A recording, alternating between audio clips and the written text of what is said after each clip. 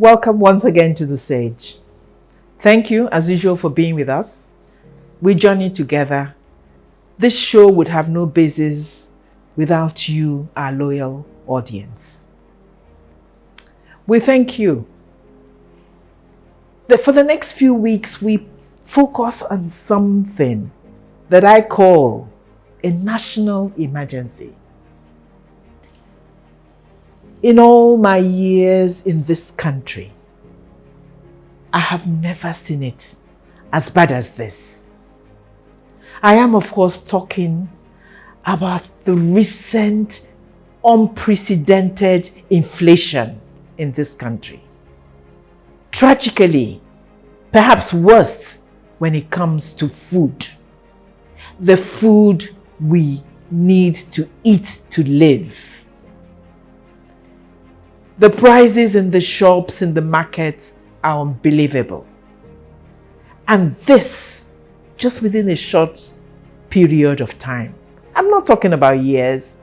I'm talking about 2023, even at Christmas, at December.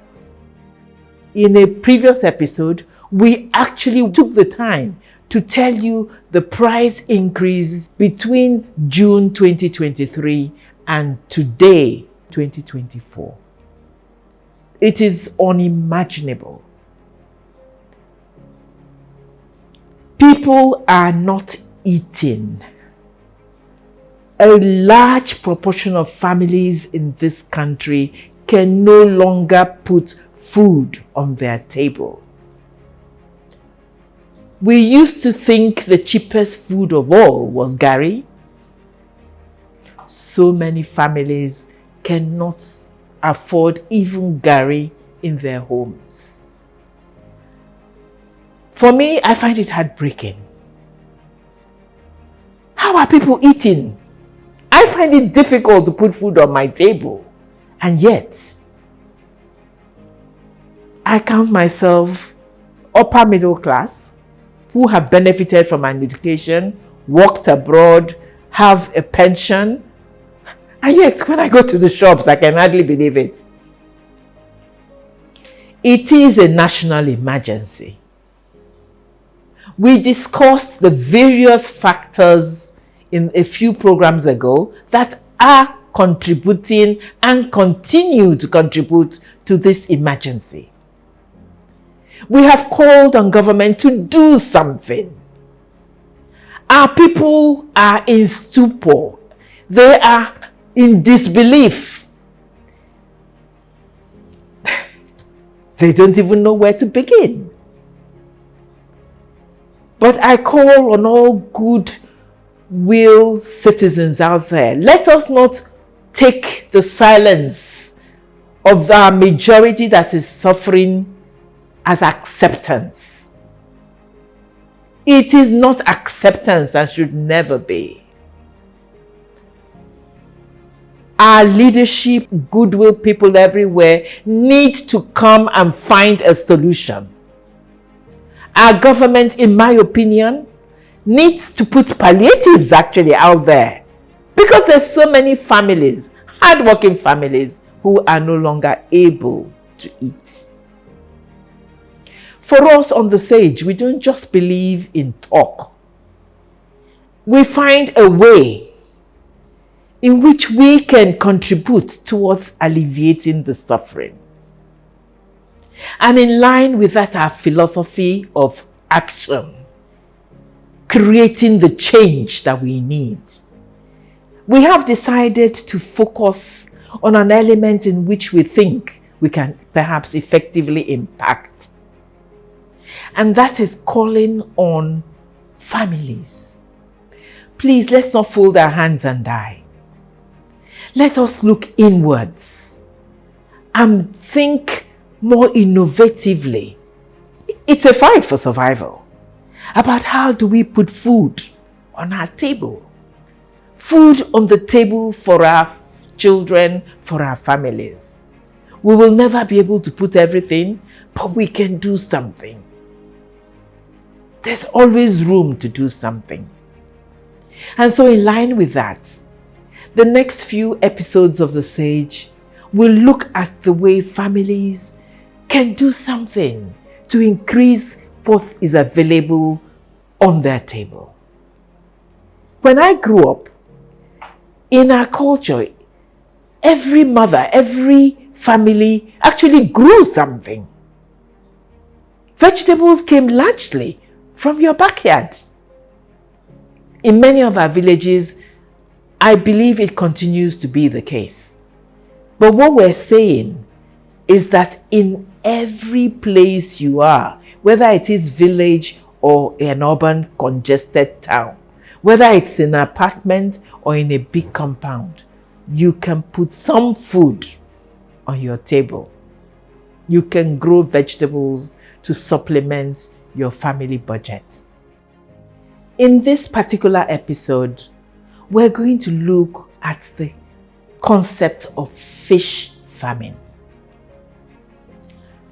Fish is a fundamental part of the diet of the African, but particularly of every Nigerian.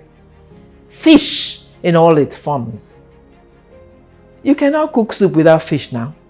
In my language, my people will say that the soup was naked because they didn't see those lumps of fish, particularly dried fish, in their food. And so we want to look at the idea that every family could potentially farm fish to supplement their daily living. I'm sure some of our viewers are saying, what? Fish? Isn't that a very ambitious and expensive activity? We don't think so. We ask you, our viewers, to join us on this journey. It is doable. It is doable on a small scale. When you do it well, when you know how to do it and you do it well, it will greatly, greatly add value to your food, to your table.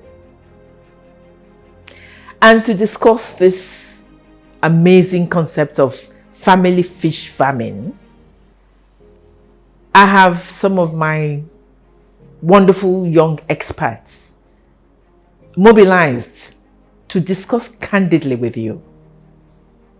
I am very proud always to tell you they're C4C entrepreneurs, they're experts, they're hardworking, they're knowledgeable.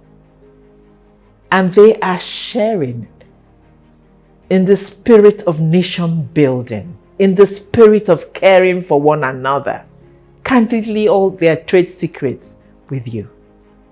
Stay with us.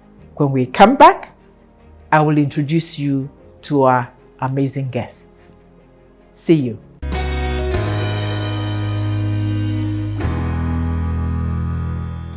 Welcome once again to The Sage.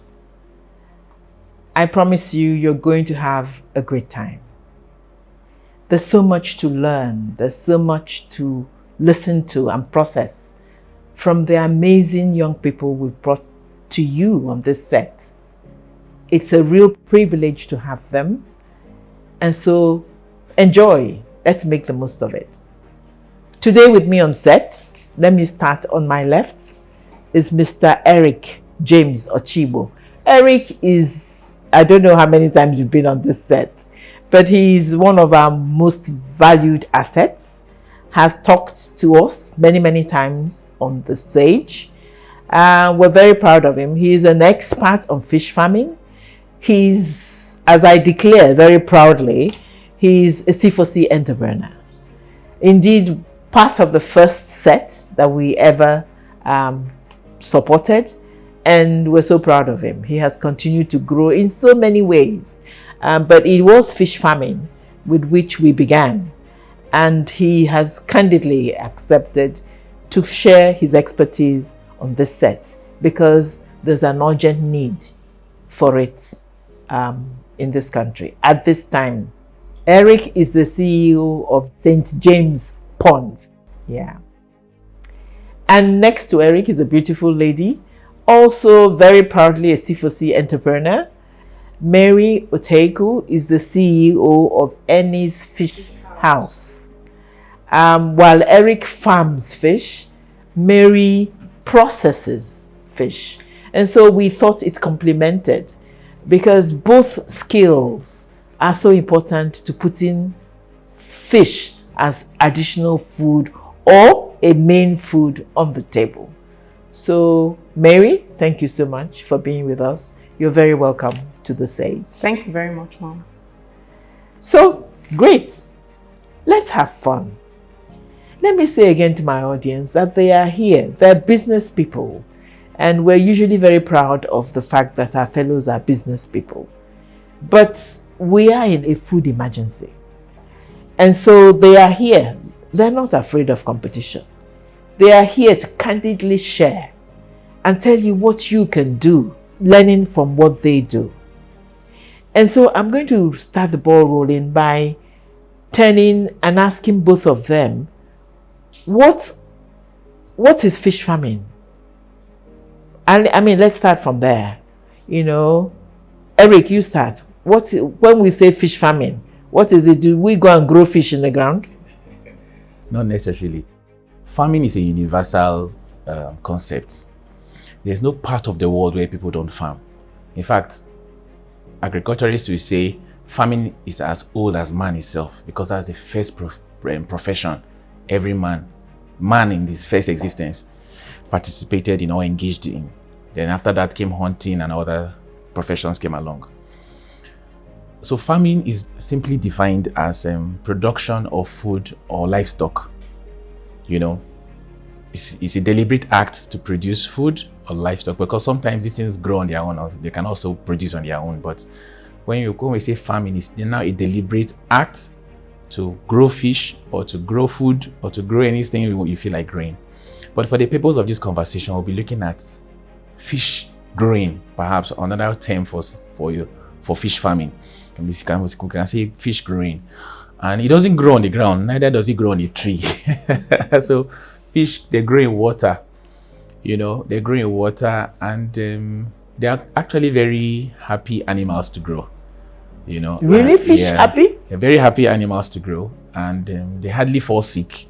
They are always, once you change the water, you do. So fish farming is just a deliberate act of getting small fish. We call them fingerlings. You put them in water and let them grow as you feed them, and you also change the water from time to time. So it's a very simple technology. It's not rocket science. So fish farming is very simple. Get small fish, put in water, and they grow and become the fish we eat. You know, okay. So it's not rocket science, it's very simple. So fish farming basically is getting fish. But however, there's a scientific aspect of it.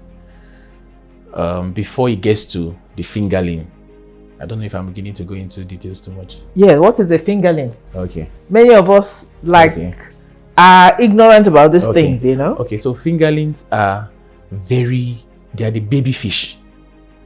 They just hatched them within the first 6 weeks, 8 weeks, you know. Then they can now grow. After fingerlings, we have the jumbo fish. That's about a month thereabouts. They're actually very small, right? Now, how do we even get to that point? The experts, this is not for family production, I won't say, but the experts will get the egg from the female fish and get the semen from the male fish and hatch them, then produce these small fingerlings. That is done in more of a lab setting, right? So you get those small fish, which they often sell because they can get millions of them, thousands, hundreds of thousands of them from this small scientific engagement we're talking about. Then they produce the fingerlings. The fingerlings are actually very small. They come out small, like tap-toed, you know, see them very small, but they will grow very quickly. So if you get them, you put in water, right? Then you feed them. After a while, between 4 to 5 months, 6 months at most, depending on how you feed them, they are already ready for table size. So fish farming is just getting those small fingerlings, growing them into table size. Feed them adequately, take care of them, and then within 5 to 6 months, you can get to table size. Table ready. Yes. Hold it there, because we're going to explore the how of each stage. Yeah. But now that you've gotten us to table size level, I will turn to Mary and say, you are into fish processing. What is fish processing? Thank you very much, Mom. When it gets to this, I just want to continue from where Eric stopped. Every farmer needs a processor to preserve the fish, to dry the fish. Okay, every farmer needs a processor so to work on this fish when it gets to this 6 months, because of course you cannot continue to feed them forever, and because of the quantity of fish that you have produced, you have to either, you have to stop farming, process them, and then put them out in the market. If it's for what the family wants to use, at that point it's either you put them in your freezers or you dry them. And of course you cannot carry all the fish and put in the freezer, so you need a processor, which is where I specialize. And then in processing this fish, you get them together, select the ones you want to get. You can start processing your fish if you are doing it in your backyard. You can start picking out this fish from 3 months, 4 months. You already have good sizes to put in your soup in the house. So in processing it, you need salt. By the time you have selected them, you put some salt. Hold it. We don't want the audience to go away. We don't want to share all the secrets in one go. You will tell us how to do it later. But the idea, of course, which is so valid and so clear, is that having produced the fish, you've grown it to 4 to 6 months. What next? If you continue to leave it, they actually, I think, deteriorate, right? They have to be harvested. When you harvest, you must then preserve. Eat what you can immediately, but I assure you, stomachs are very small. You can only eat a limited amount, but you now need to preserve them in some way. And that is where, for you, the processing comes in.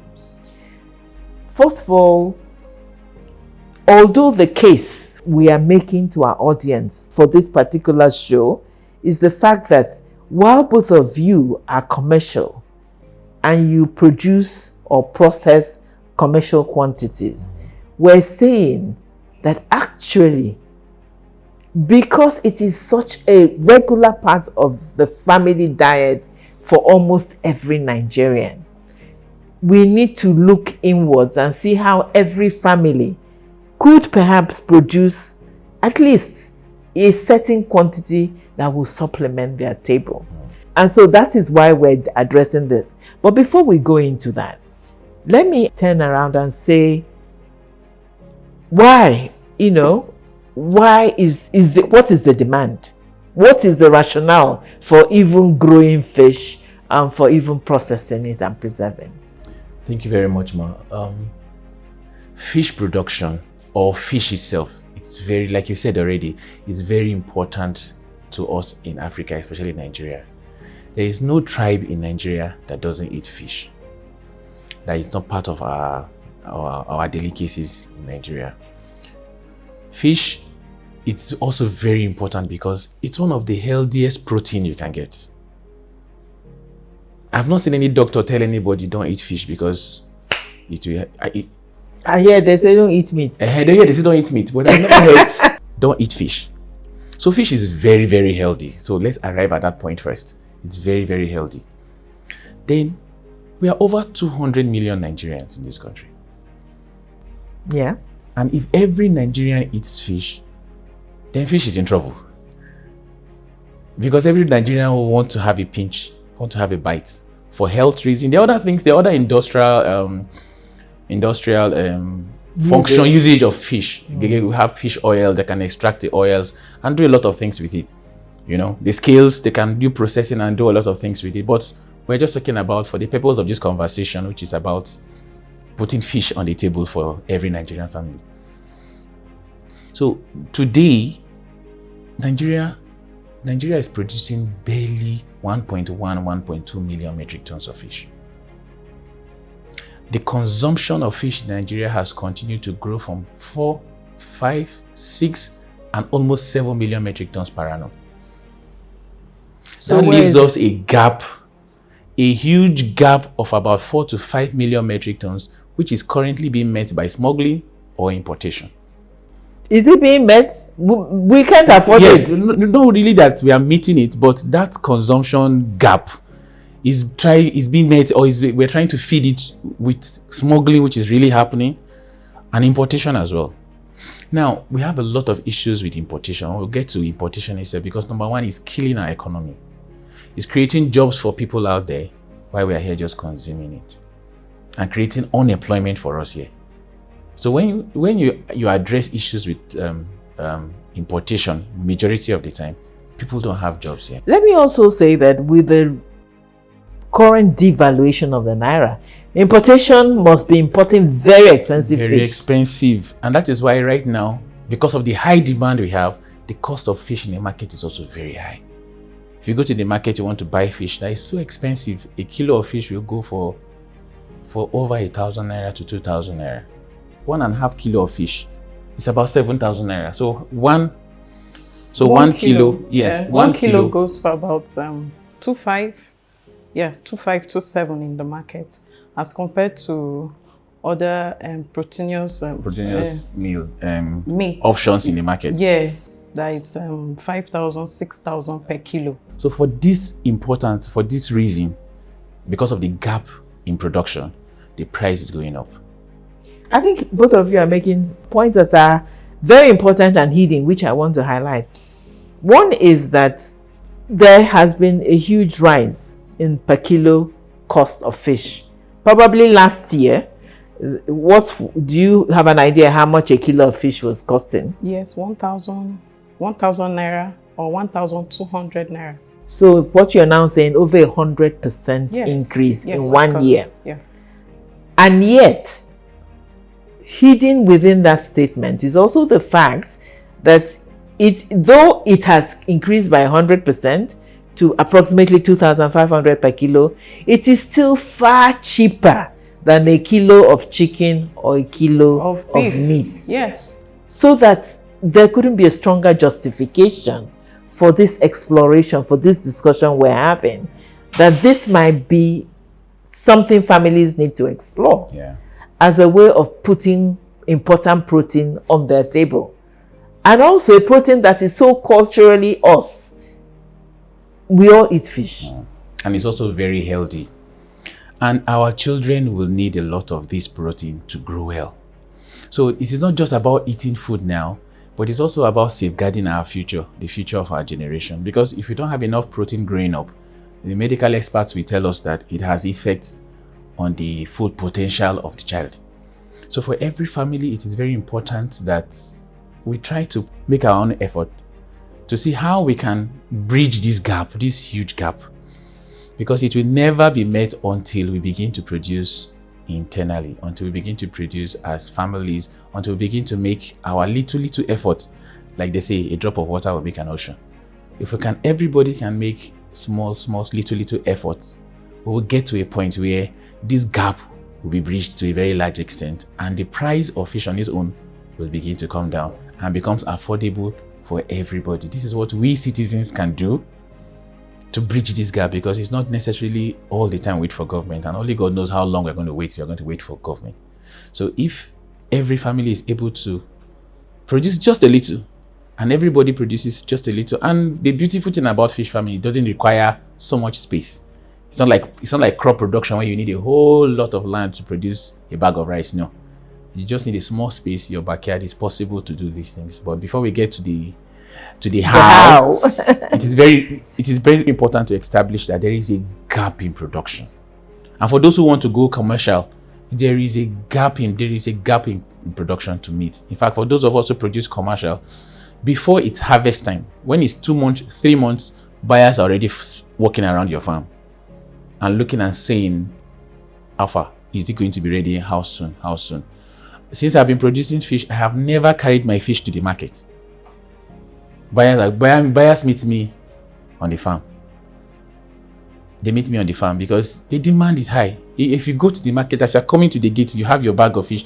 Buyers are running after you to, those who want to add value. I think I will retire from the stage and go and farm fish. Okay, just to add a little to what he's saying. Another importance of this fish itself is that it has omega-3 nutrients in it, which helps the heart, which is good for the heart. Yes, and it's a way that, okay, by the time you get this, is a cheap source of protein for the family. It also helps the health of the children or the people in the family. Yes, and also in processing this fish, when you are processing it yourself, you'll be careful in the way that it is being processed, by taking out the slime, which is a bitter substance. These ones we get in the markets, basically they process it in Dubai. So sometimes you get this bitter taste when you want to eat your fish. But by the time you take time as a family to do it yourself, you take your time to remove the slime, you remove the bile. Don't tell us the how. We must keep our audience in suspense. Don't tell us the how, but your point is so valid. The fact that fish is so nutritious, it's also good for the heart and, good for all of us. And let me also say good for us oldies who now have heart potentially all these chronic diseases, potential risk for atherosclerosis and all that. So fish is always a good alternative. And let me again reemphasize the point you made previously, where you said, so you produce, but if we produce and leave, it will rot. Yes. We must process. Yeah. And therefore the huge importance of efficient processing, whether it's commercially or for families. Families in particular must understand how to process. If not, that labor you have invested, you will have some losses, and we can't allow that. So they need to understand how to process, whether it's freezing or whether it's particularly drying, because dried fish is a staple for all of us, and so on, and what to do with that fish once it's mature.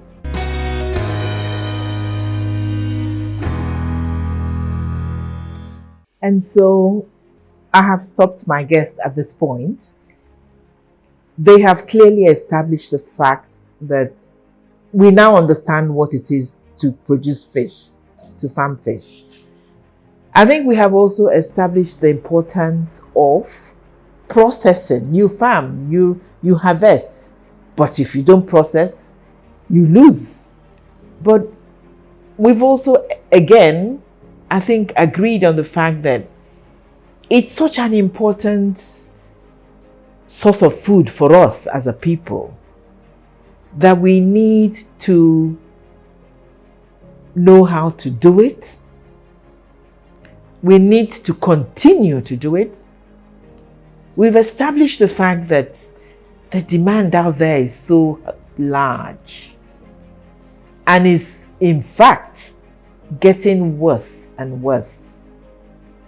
And therefore, even if things were not so difficult at this point in time, there has always been an urgent need to improve the production of fish in this country. But the bottom line for us on this particular program at this time is the argument, the point we're making to all of you, all of us, that it has to become a part of the way we try to provide for our families. And so, next week, we will delve into that.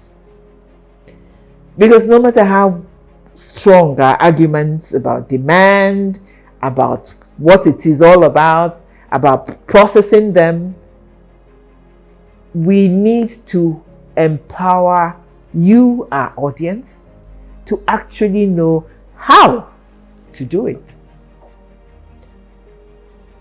If we do not do it well, if we do not have enough knowledge, then perhaps we run the risk of the little resource that is already scarce going to waste.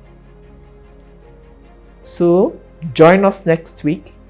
Make sure you do not miss a minute of the coming episode, in which our experts will candidly share with us the intricacies of fish farming and fish processing. See you next week. It's going to be worth your while. Thank you.